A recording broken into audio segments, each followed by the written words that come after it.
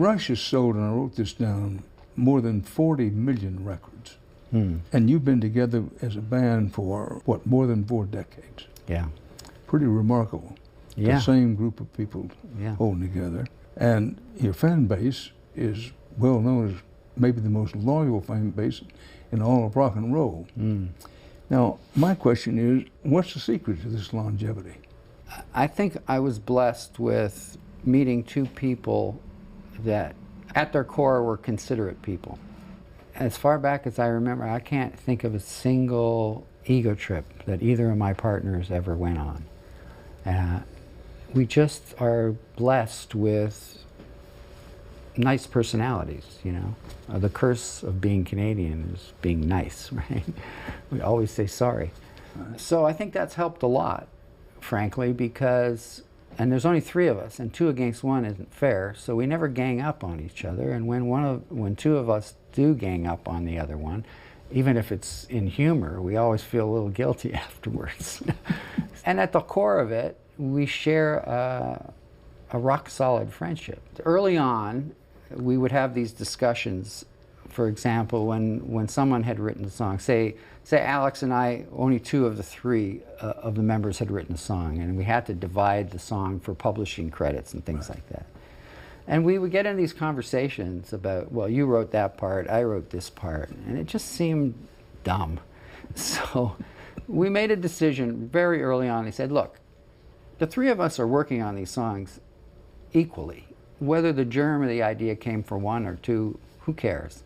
They're a product of the 3 of us. So let's just agree right now that we will split everything, you know, a third, and we never have to talk about it again. And we said, agreed. And so we never, ever had to have that discussion again. And I think that was a big, you know, weight taken off our shoulders, really. It allowed us to focus on the music and not worry about those other things. Now, also, along the way, there have been difficult times. I'm not going to say that it was always sunny and cheery. Before we did our 2112 album, our Crest of Steel album was not doing well, and support for us out on the road was drying up. And the record company thought, well, maybe this was a bad investment. These guys are just getting too weird. And we were sort of faced with, you know, maybe we got one more record they're going to do for us and we'll see what happens.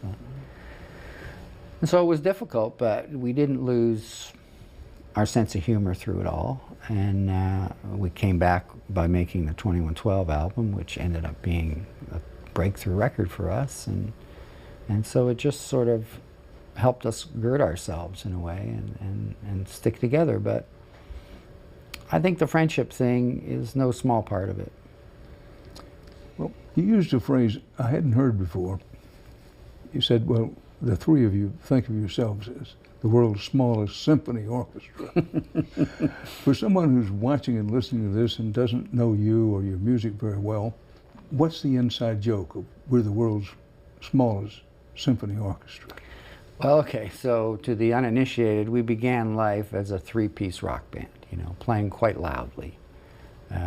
And the music was energetic, and as we got older, we started adding more and more complex arrangements. And then prog rock was starting to become a thing, and they were bringing these instruments like synthesizers, and bands were making records with orchestras. And we kept trying to figure out a way to bring those elements into the band, but not have other musicians. You know, we wanted to do it ourselves. And I think we were always, you know, very defensive about maintaining the troika, the 3-man thing. Right. It's okay to bring a new sound into the band, a new idea, but we somehow have to generate that sound ourselves. So, and we became this sort of strange amalgamation of influences. I started playing keyboards. Alex started adding foot pedals. Neil started actually adding, you know, electronic drums that could trigger very different sounds. And slowly that joke of being the world's smallest symphony orchestra was starting to become a reality, because we could bring orchestral music and textures into this 3-piece hard rock thing. So that became quite a challenge and quite a lot of fun for us on stage too. You really can't talk about Rush and not mention the fans. Right. What's the funniest thing ever happened to you with your fans? You know, sometimes I'll be, and I'm sure this happens to you when you're in a public restroom and you're doing your business, and then a fan comes up to you and wants your autograph, and you're like, I got my hands full right now, so can I meet you outside in a few minutes? That kind of thing is fairly normal. It seems to me you and the band have always made a point of responding to the fans. That's not always true of rock groups. No, it's not always true. And we went through a period when, at least I did personally, when I was grappling with fame and trying to figure out how I was going to handle fame. And it goes back to an incident that happened after a show in Germany.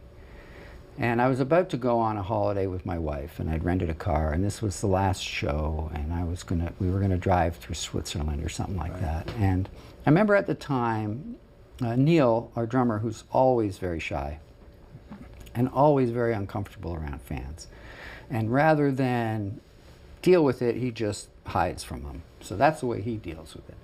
Alex, on the other hand, is very gregarious, you know, and he's got all day. You know, if he meets a fan in the street, he's just a big, lovable teddy bear, and he'll spend all the time with it. And I was sort of caught between these two directions of how to deal with it. And I remember driving out of that gig, and there was a team of fans from Italy holding a big poster, and they had come all the way from Milano or something like that to see us.